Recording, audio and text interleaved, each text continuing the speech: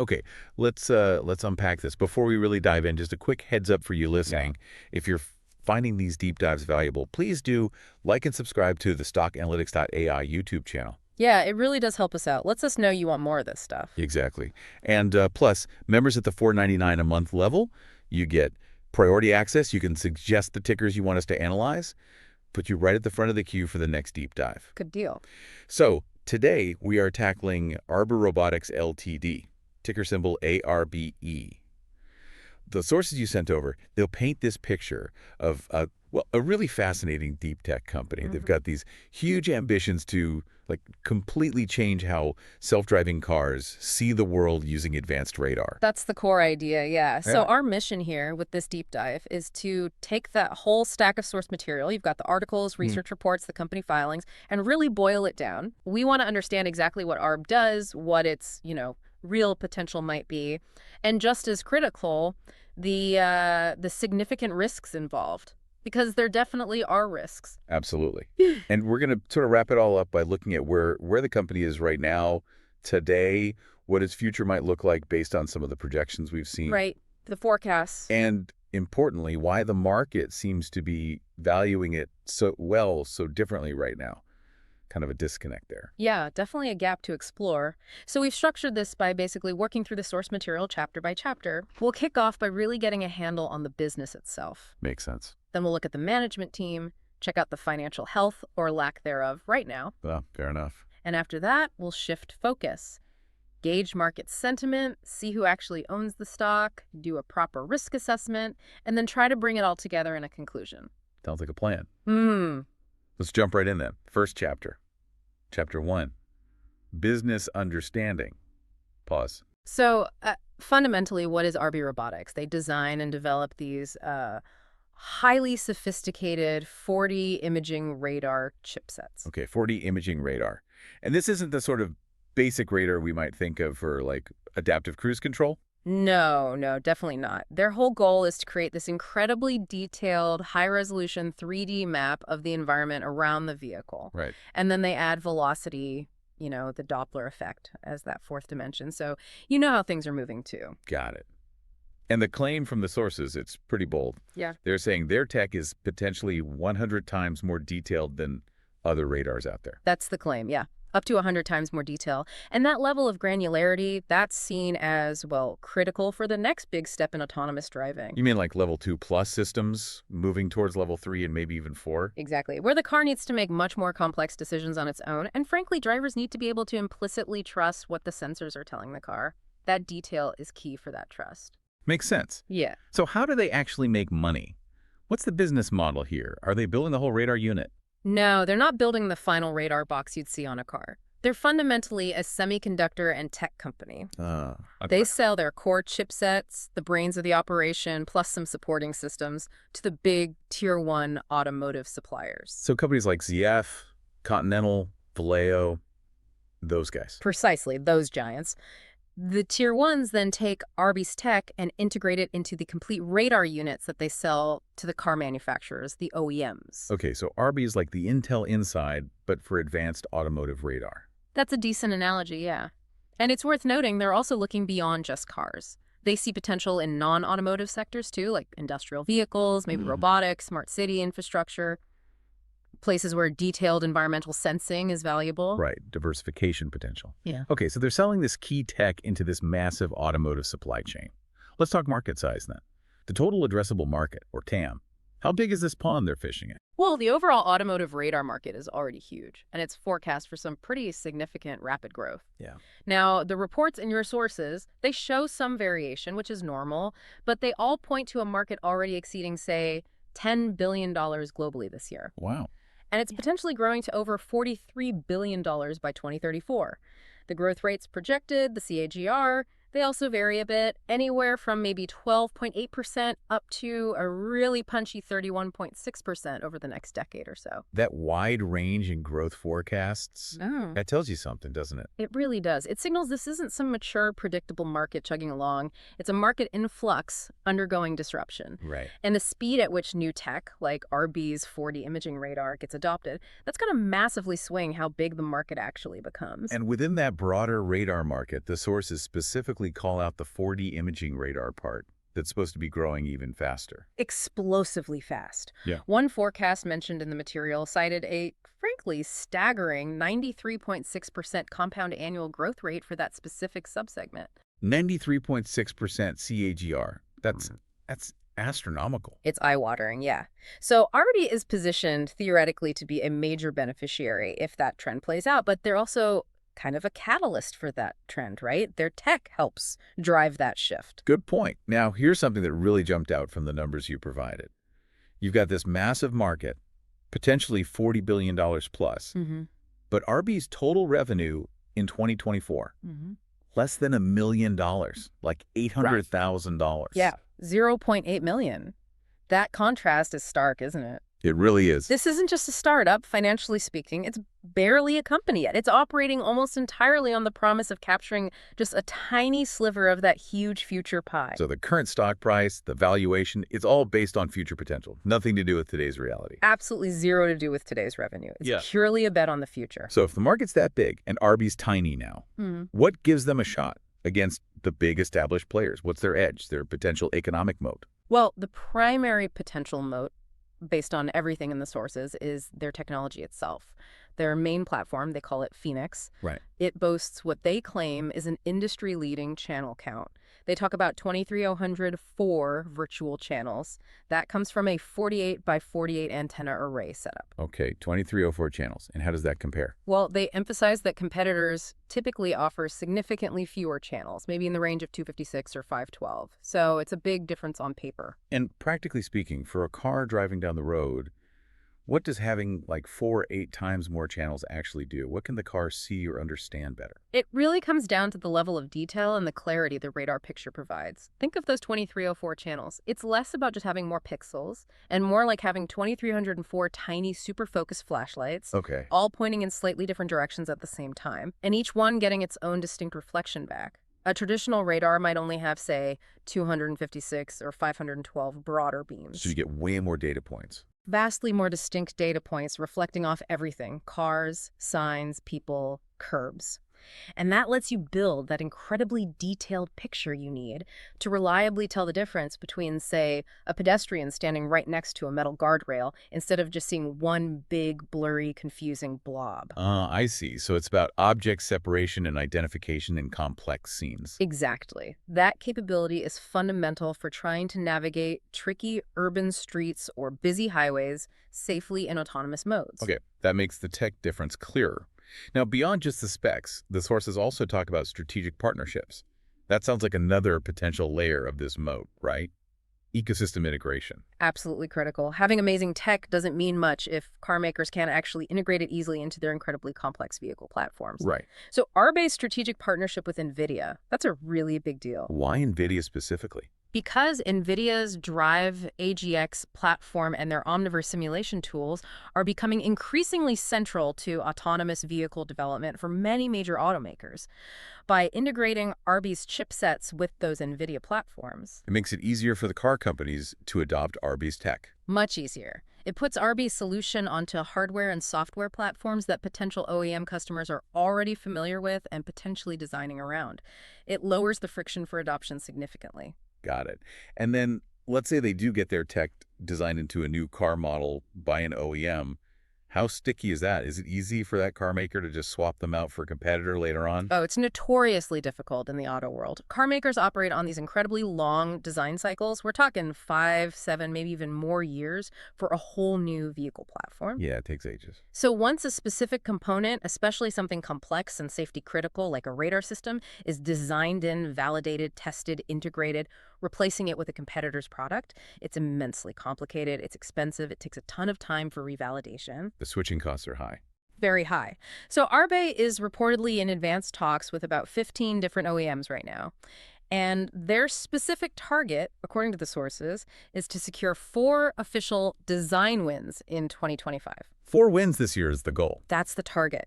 And if they can land those wins, the revenue streams that would eventually flow from those contracts, likely starting around 2027 or 2028, based on typical automotive timelines mentioned in the sources. Right, takes time to ramp up production. Exactly. But those revenues, once they start, should be pretty sticky. They could provide a stable, long-term foundation for the business. That makes a lot of sense. You don't just casually rip out a core sensor that's been designed in for years unless you absolutely have to. Yeah. Okay. And hey, if you're finding this breakdown useful, just a quick moment again to remind you, please hit that like button and subscribe to the stockanalytics.ai YouTube channel. It genuinely helps us understand what content you want more of. And don't forget, that $4.99 a month membership gets you priority when suggesting stocks for us to tackle next. Your input directly guides our research pipeline. Okay, great. Let's shift gears now. We've talked tech, market, business model. Let's talk about the people actually running this company. Chapter 2, Management Evaluation. Pause. Right, so Arbe is led by its co-founders. You've got Kobe Marenko as the CEO and Dr. No More Kind as the CTO. Kobe Marenko. His background looked pretty interesting in the source material. A serial entrepreneur. Yeah, he's got quite a track record. Founded a company called Taptica, which he actually took public on the London Stock Exchange. Oh, wow. Public company experience. And another one, Logia, which was acquired. So he's seen the whole startup life cycle from founding through growth to exits and public markets. That kind of broad experience is, well, highly relevant for a company like Arbe at this stage. Definitely seems valuable. And the CTO, Dr. Arking. Dr. Noam Arkind, he provides the deep technical and scientific expertise. He holds a PhD in applied mathematics from the Weizmann Institute. Precedency. Very. And his background is specifically in robotics and algorithm development. He's really seen as the core scientific mind behind the radar technology itself. So, a good pairing then. The business strategy guy and the deep tech guy. Seems like a classic, effective founder combination. And looking beyond the two co-founders, the broader executive team, does it seem like they've built a team suited for this specific industry? That's the clear pattern you see in the sources. Yeah. They've deliberately brought in executives who have extensive experience, specifically in semiconductors in the automotive world. Okay. We're talking veterans from major players, Texas Instruments, Applied Materials, Intel, Qualcomm, that kind of specific ingrained industry knowledge. It's invaluable. For what exactly? Building relationships? That absolutely. Building relationships with the tier ones and the OEMs they desperately need to win contracts from, but also just understanding the, frankly, peculiar demands, the long timelines, the quality requirements, the whole culture of the automotive supply chain. Right. It's its own beast. Yeah. Okay, so a blend of entrepreneurial drive from the top, backed by deep industry and technical know-how in the wider team. How are they actually doing at managing the company's resources, like return on invested capital, ROIC? Is that looking good? Well, ROIC basically tells you how effectively a company is using its capital, debt, and equity to generate profits. Right. And currently, ROIC is, well, it's deeply negative, like around minus 237%. Oof. Minus 237%. Yeah, not pretty on the surface, but, and this is a really important but, you absolutely have to look at that number in context for a company like this. Because generating profit today isn't the goal, right? Exactly. Their capital allocation strategy right now, it's 100% focused on survival and growth.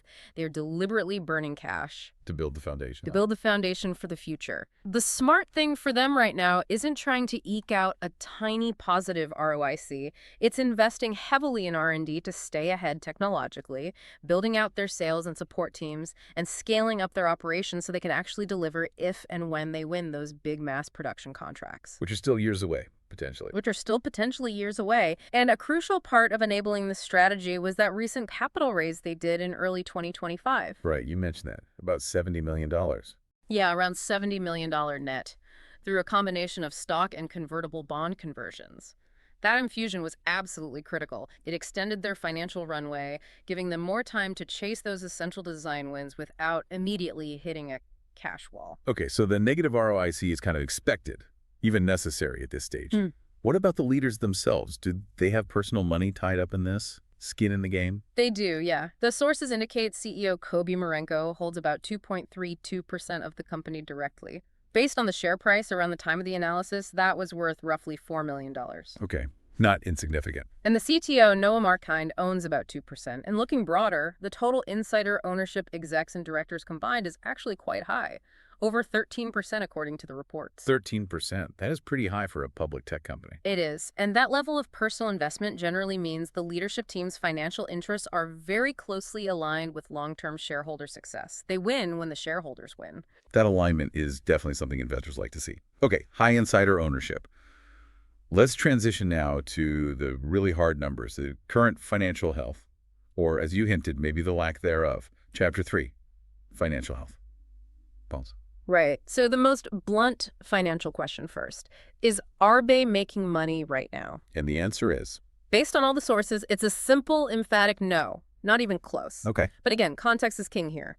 This is absolutely par for the course for a pre-commercial, deep tech company that's investing every penny and then some into R&D and future growth potential. Profits come later if the plan works. So let's look at the income statement numbers provided in the sources. For the full year 2024, revenues were tiny. Tiny. Just $0.8 million for the whole year. Right. And their net loss for 2024 was significant, $49.3 million. Almost $50 million lost on less than $1 million in revenue. Yep. Now, compare that to 2023. Revenue was slightly higher than $1.5 million, but the net loss was still substantial at $43.5 million.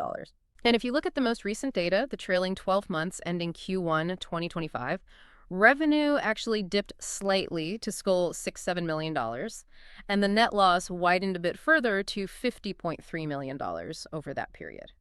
So the trend isn't improving yet on the loss front. Margins must be terrible. Oh, yeah. Gross margin, operating margin, net margin, they're all deeply negative. But again, these losses aren't really a sign of operational inefficiency relative to current sales, because current sales are almost negligible. Right. The losses primarily reflect the high fixed costs of building that technological foundation, setting up the sales channels, developing the manufacturing processes, all the groundwork needed to eventually reach profitability if they land those big future contracts. Okay, so huge losses, minimal revenue. Given that, how stable is the company from a balance sheet perspective? How much cushion do they have? This is where the balance sheet becomes crucial. And the single most important number on Arbe's balance sheet right now, especially for a company burning cash like this, is simply cash. How much do they have? Well, as of December 31st, 2024, they had $24.6 million in cash and equivalents, which, given the burn rate, wasn't a huge amount. Right. However, remember that capital raise. As of March 31st, 2025, after that raise closed, their cash equivalents and short-term deposits jumped significantly up to $71.9 million. Ah, okay. That $70 million infusion made a massive difference then. It was absolutely vital. It bought them time. Also worth noting, their debt-to-equity ratio is quite low, around 0.13, so they aren't currently burdened by a lot of debt, which is good. Okay, so the cash situation looks much healthier now thanks to that recent raise. But are they actually generating any cash from operations yet, or is it all still going out the door? What about free cash flow? Free cash flow is the cash left over after you cover operating expenses and capital investments. And no, Arbe is definitely not a cash-generating machine yet. Still burning? Very much a cash-burning machine. Their operating cash flow has been consistently negative. The sources suggest it's averaging a loss of around $32 to $33 million annually. That's their effective burn rate. $32 to $33 million a year going out. And the company's own forecast for 2025. Does that line up with that burn rate? It does, pretty closely. They've guided for an adjusted EBITDA loss in 2025, which isn't exactly cash flow, but it's a related measure of somewhere between $29 million and $35 million. Okay, so roughly in that same ballpark. Right, so if you take that roughly $72 million cash position they had at the end of Q1 2025, and you divide it by that guided annual burn rate. You get the runway, how long the cash lasts. Exactly. It gives them a financial runway of approximately 2 years, maybe a little more or less depending on the actual burn. 2 years. 2 years, which means they are operating on a finite clock. Within that window, they need to either start generating significant revenue from those potential design wins we talked about, or they'll need to raise more capital somehow, more equity, more debt, something. Otherwise, the lights go out. That 2-year runway is definitely a key number for anyone looking at this company. Okay, so with all that, the minimal revenue, the big losses, the 2-year clock, but also the big potential, how is the market actually valuing this company right now? What do the standard metrics look like? PE ratio. Well, price to earnings, PE ratio, is total meaningless here because they don't have any earnings. It's just a negative number. Doesn't tell you anything. Right. Price to sales. PS. Price to sales, however, is telling. It's currently over 200, according to the data. 200, that's incredibly high. Extremely high. And it tells you exactly what we discussed earlier. The market is absolutely not valuing Arbe based on their tiny current sales. That valuation, that stock price, it's entirely a speculative bet on massive future growth and sales happening years from now. Okay, so traditional metrics aren't very helpful. To try to put some kind of number on that future potential value, analysts often turn to things like a discounted cash flow model, right? Yeah. DCF. That's right. A DCF model is a common valuation technique. It basically tries to estimate a company's intrinsic value today by forecasting all the cash flows it's expected to generate over its entire future life, Okay. and then discounting those future cash flows back to their present value. Yeah. Because, a dollar earned 10 years from now isn't worth as much as a dollar in your pocket today. Right, the time value of money. But the key thing with DCF is it's all based on assumptions about the future. Entirely. It is purely a forecast. And the final number you get out of the model is incredibly sensitive to the assumptions you feed into it. Garbage in, garbage out, basically. And for a company like Arbe, at this super early stage, those assumptions about future growth, they have to be pretty aggressive to justify any significant value today, don't they? Oh, absolutely. Hugely aggressive. In an educational model, like the one referenced in your source material, you'd have to start with their tiny current revenue, maybe plug in the company's guidance for 2025, say $2 million to $5 million. Okay, starting small. Then you'd need to incorporate analyst projections that see revenue ramping up dramatically. We're talking potentially exceeding $200 million by the end of the decade, or even more beyond that. Just massive growth curves. And profitability assumptions. You'd also have to assume they can eventually achieve the kind of high gross margins management is guiding for at scale, maybe 50% to 60%, which is plausible for a chip company, but they have to get there first. And then you discount it all back? And because this is clearly a very high-risk investment proposition, you'd apply a relatively high discount rate to those uncertain future cash flows to account for that risk. Okay, so running that kind of model, based on those very aggressive, very optimistic future targets found in analyst reports, what sort of hypothetical intrinsic value range does that educational model spit out? A model built on those kinds of optimistic assumptions could, hypothetically, suggest an intrinsic value range of somewhere between $2.25 and $3.50 per share. $3.50. Now, you got to stress this again, right? This isn't a price target. Absolutely not a price target. Cannot stress that enough. This is purely an educational illustration.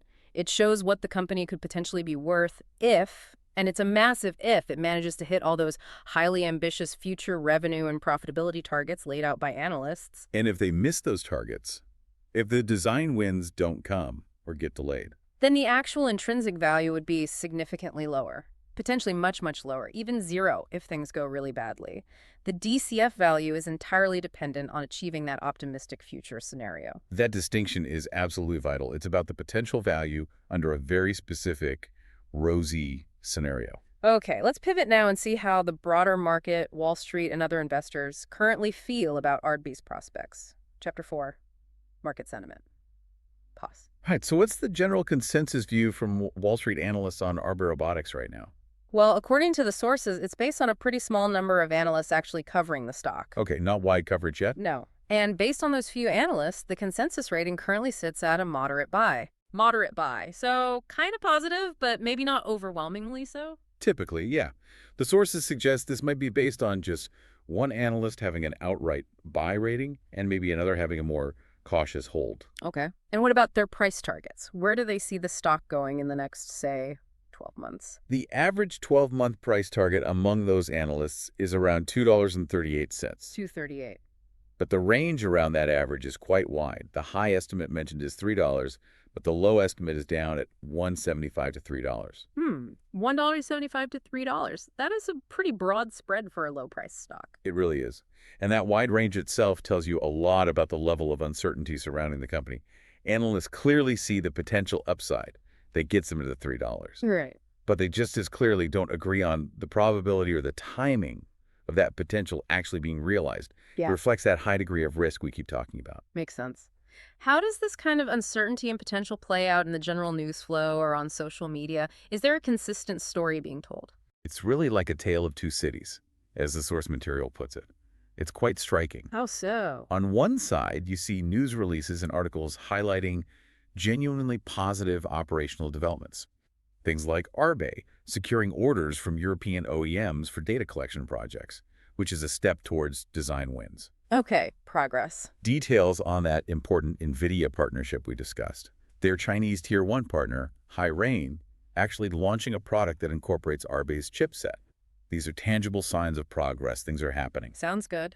But there's a but. There's always a but. Yeah? These positive operational news items are almost invariably followed, often in the same article or shortly after, by the harsh financial reality check. The minimal revenue and the big losses. Exactly. Minimal current revenue.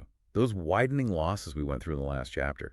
So the narrative constantly cycles between, hey, look at this cool tech progress, and yeah, but they're still losing tons of money. So the overall sentiment becomes something like, the technology looks really impressive, maybe even game-changing, but they're burning through cash like crazy, and the real payoff, the significant revenue and profits, that's still clearly years away. That captures it perfectly. And social media, if you look at chatter around the RRBE cash tag, Yeah. it seems to mirror this exact split personality. You see real excitement about the technical specs and potential, right alongside deep skepticism about the cash burn rate, the competition, and that very long timeline to potential profitability. Tech excitement versus financial anxiety. A classic battle for deep tech stocks. What about the stock chart itself? Any technical signals worth noting? Like moving averages? Just looking at simple technicals mentioned in the sources, the stock, as of the analysis date, was trading above its 50-day moving average. Okay, positive short-term signal generally. Right, suggests some recent positive momentum. However, it was still trading below its longer-term 200-day moving average. So the longer-term trend, technically speaking, is still viewed as neutral or maybe even slightly bearish? That's typically how traders would interpret that setup, yeah. Short-term strength within a longer-term sideways or potentially downward trend. Got it. And are there many investors actively betting against the stock? What's the short interest situation? The short interest is actually quite significant, according to the data provided. Around 9% of the publicly available shares, the float, were currently sold short. 9%. That's a material chunk. It is. It indicates there's a pretty strong contingent of skeptical investors out there who are actively betting that the stock price is going to go down. And their thesis is likely. Almost certainly focused on exactly the weaknesses we've discussed. That high cash burn rate, the intense competition from huge players, and the perceived risk that this long timeline to revenue just gives too much opportunity for things to go wrong before the company achieves sustainable commercial success. They're betting the clock runs out, basically. Okay. So it paints this picture of a market that's intrigued, maybe even cautiously optimistic about the technology itself, but deeply, deeply skeptical about the financial path and the execution risks involved. Let's look now at who specifically is holding significant stakes in the company. Who are the big owners? Chapter 5. Ownership structure. Pause. All right, so the ownership base for Arbe Robotics, who holds the shares. Based on the source material, it looks pretty typical for a company with this kind of profile, right? Sort of post-SPAC high-growth tech. Yeah, it seems to be that kind of mix. You've got some early venture capital investors likely still holding positions from before the public listing. You see various hedge funds involved. And then also some larger, more traditional institutional asset managers. It's a blend. Okay. Any specific names that stand out among the bigger institutional holders listed in the filings? Yeah, the sources list a few of the top ones based on recent filings. You see names like AWM Investment Company holding around 7.3%, UBS Asset Management with about 6.4%, M&G PLC, a UK firm, with around 3.5%, and Israeli firm, YD, More Investments, at 2.7%, and Alyeska Investment Group, with about 2.2%. Okay, so some reasonably well-known, sophisticated players in there. Right. The presence of these larger institutions who generally do pretty extensive due diligence before investing, sometimes that's seen as a kind of vote of confidence. Yeah. But obviously, it's no guarantee of future success. They can be wrong, too. Of course. What about the insiders, the executives and directors we talked about earlier? Have they been actively buying or selling their own shares on the open market recently? Looking at the public filings referenced, specifically over the last 90 days or so prior to the analysis, there really hasn't been any significant open market buying or selling reported by the key executives or board members. So net zero buys in the last quarter, basically. Essentially, yeah. Net zero significant open market transactions. Now, how do you interpret that? It's kind of neutral information, really. You didn't see a big wave of insider buying, which would obviously be a strong bullish signal. They aren't rushing to buy more at current prices. Right. But importantly, you also didn't see significant selling from the core leadership team, the CEO, the CTO. The absence of heavy selling from those closest to the company, especially given their already substantial holdings. Sometimes that's interpreted as a quiet signal of confidence. Yeah. They're comfortable holding what they have rather than trying to cash out. Yeah, lack of selling can be passively positive, especially when insiders already own a lot. Okay, so we have a mix of sophisticated institutions holding, and the core insiders seem to be holding tight for now.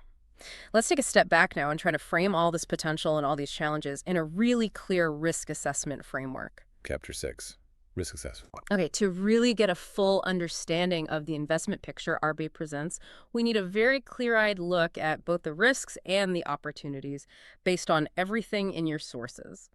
A good way to frame this is often using a SWOT analysis, right? Looking at the internal strengths and weaknesses and the external opportunities and threats. Sounds good. Yeah. Let's start with the strengths. What does Arbe fundamentally have going for it, according to the material? Okay, strength number one, and it's undeniable, is their leading-edge 4D radar technology itself. If those performance claims hold up in real-world mass deployment, and if they can manufacture it reliably and cost-effectively, that provides a powerful potential performance moat against competitors. Like core tech. What else? Second, as we discussed, they have that experienced management team, people with relevant track records in both the semiconductor world and the automotive industry. That's a key asset. And third, those strategic partnerships they've been building, especially in video, but also with key Tier 1 suppliers. Those relationships are absolutely critical strengths because they help pave the road to actual adoption by the car makers. Okay, strong tech, experienced team, key partnerships. What about the flip side? The significant weaknesses identified in the sources. Well, the most glaring weakness, and we keep coming back to it, is their current financial state. That extremely high cash burn rate coupled with the complete lack of profitability right now. The ticking clock. Exactly. This weakness is compounded by the very nature of the automotive industry itself, with those notoriously long and uncertain sales cycles. It just means significant revenue is likely still years away. And flowing from that, their current revenue is minuscule, their order backlog is still small. It just leaves the whole business in a highly speculative and financially vulnerable position today. Makes sense. Okay, weaknesses noted. What about the external opportunities they could potentially seize? The biggest opportunity, by far, is simply the market itself. That massive and rapidly growing total addressable market for AS, advanced driver assistance systems, and fully autonomous vehicle sensors. A multi-billion-dollar pie. Exactly. It's expected to expand dramatically over the next decade, and Arbe is positioned squarely within the most advanced, potentially highest value segment of that market. That's opportunity number one. What else? Second, they do have that opportunity to potentially expand into non-automotive verticals. Things like industrial automation, logistics, robotics, maybe smart city infrastructure monitoring. These other markets might have different, possibly shorter sales cycles. Could be a path to earlier revenue. Potentially. Could offer revenue diversification or maybe even earlier commercial traction than the long automotive cycles. That's an opportunity. And third, there's a regulatory tailwind. Increasing safety regulations globally, you see bodies like Euro NCAP in Europe or NHTSA in the US continually pushing for more advanced safety features. They're increasingly mandating more sophisticated sensor capabilities in new vehicles. That creates a regulatory push towards the kind of advanced sensors Arbe provides. Okay, huge market, diversification potential, regulatory tailwinds. Now for the threats. What are the big external dangers they face? Threat number one is competition. It is absolutely fierce. Arbe isn't just competing against other venture-backed startups trying to do similar things. Right. They're going head-to-head with the established automotive giants. Companies like Bosch, Continental, Valeo, massive, deeply resourced corporations who have been supplying sensors to car makers for decades and are developing their own advanced radar and other sensor solutions. That's a huge threat. Hard to compete with those guys. Very hard. Another major threat is simply execution risk. Specifically, the risk that the car manufacturers themselves might delay their decisions on which technologies to adopt for their next-generation vehicle platforms, or they might push out the timelines for launching those new platforms. Which would delay Arbe's revenue even further. Exactly. Any significant delays from the OEM side would push out Arbe's potential revenue streams, worsen their cash burn problem, and shorten that runway we talked about. Big execution risk there. Okay, intense competition, OEM execution risk. Beyond those industry specifics, the sources also pointed out some broader external threats, right? Macroeconomic conditions, for example. Absolutely. For a company like Arbe, whose entire valuation is built on cash flows expected many, many years in the future, a persistent higher for longer interest rate environment is a direct threat. How does that work exactly? Well, the valuation models used for these long-duration growth stocks like DCF are highly sensitive to the discount rate you use. When prevailing interest rates go up, the discount rate used in those models generally goes up too. And a higher discount rate makes those distant future cash flows, the ones Arbe hopes to generate in 2028 or 2030, worth significantly less in today's terms. It compresses the present value. Ah, I see. So higher rates directly hurt the valuation of companies banking on far-off profits. Precisely. And that's a big reason why you see so much volatility in these pre-profitability tech stocks. Whenever interest rates become a major market concern, their valuations are just very sensitive to that discount rate factor. Okay, that's a key macro risk. And then there was something more specific to Arby's location, geopolitical risk. Yes, that's also highlighted in the filings mentioned in your sources. Arbe is headquartered in Tel Aviv, Israel. Right. And the company explicitly acknowledges the risks associated with regional hostilities and political instability in its official SEC filings. This isn't just standard legal boilerplate. It represents a tangible potential threat. What kind of tangible threat? Well, an escalation of conflict in the region could potentially disrupt their core R&D operations, which are based there. It could impact their supply chain for critical components or prototypes. It might make it harder to attract or retain top engineering talent. It just adds another layer of operational and strategic risk directly tied to their geographic location. Okay, wow, that really does provide a comprehensive picture. The exciting potential on one hand, but some very significant hurdles and risks on the other. Let's try to bring all of this together now into a final conclusion. Chapter 7. Conclusion. Pause. Okay, so synthesizing everything we've dug into from your source material, what's the overall takeaway, the summary view of Arbe Robotics? Well, you can definitely construct a clear bull case here, but it has to be said upfront, it is absolutely a high-risk, potentially high-reward kind of situation. Classic venture-style bet in the public markets. Exactly.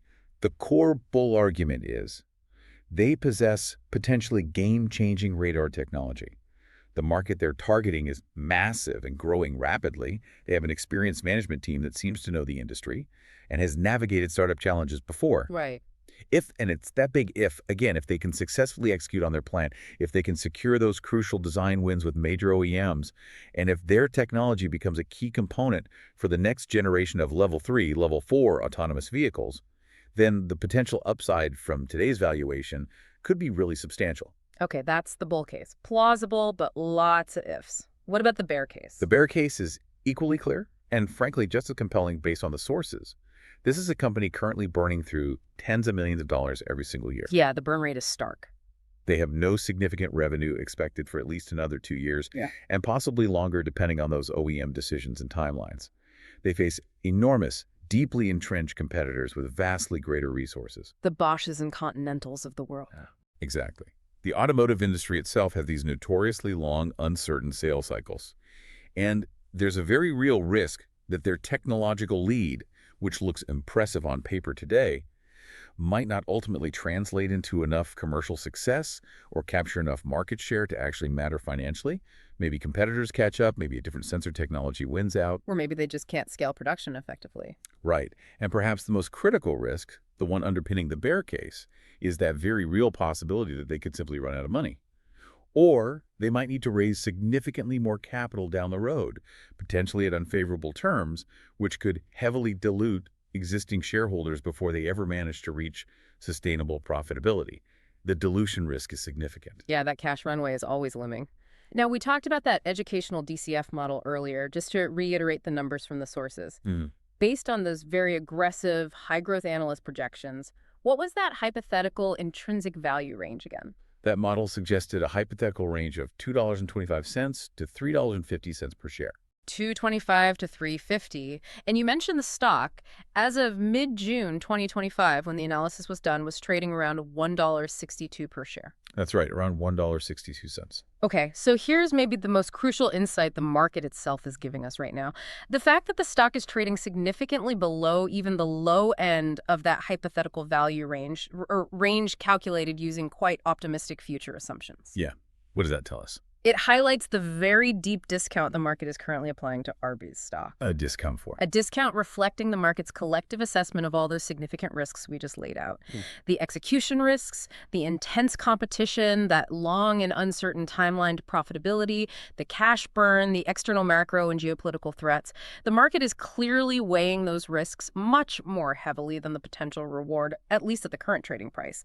That discount is the market's assessment of the risk premium required. That's a really important point. The gap between hypothetical future value and current price reflect the perceived probability and severity of all those risks.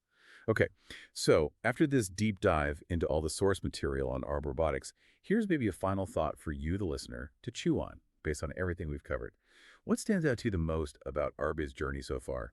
How do you personally weigh the exciting potential of their technology against the very, very real challenges they face in getting it into mass production and ultimately achieving profitability?